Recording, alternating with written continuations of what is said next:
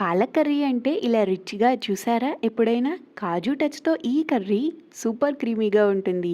Health కూడా, taste కూడా. పాలక్ పవర్‌కు కాజు magic జతైతే ఈ కర్రీ రుచి లెవెల్ దాటిపోతుంది. ముందుగా వాటర్ బాయిల్ చేసుకొని అందులో కాజు అండ్ క్లీన్‌గా సాల్ట్ వాటర్‌తో వాష్ చేసుకున్న పాలక్‌ని వేసి 2-3 మినిట్స్ దీన్ని బాయిల్ అవ్వనివ్వండి.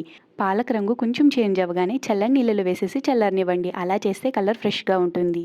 ఇప్పుడు కడాయిలో 3 టేబుల్ స్పూన్ బటర్ లేదా ఘీ వేసుకొని అందులో ఒక కప్పు కాజు వేసుకొని గోల్డెన్ కలర్ వచ్చే వరకు వేయించాలి. రోస్ట్ అయిన తర్వాత అవి తీసి పక్కన పెట్టేసుకోండి. అదే కడాయిలో 1 ఇంచ్ దాల్చిన చెక్క అండ్ ఒక bay leaf and onions, green chillies, 1 teaspoon ginger garlic paste and tomatoes వేసి బాగా మగ్గించండి. తర్వాత ఇందులో salt, turmeric powder, red chilli powder and ధనియా పౌడర్ వేసి కాస్త వాటర్ వేసి ఆయిల్ ఫ్లోట్ అయ్యేంత వరకు మూత పెట్టి మగ్గించండి.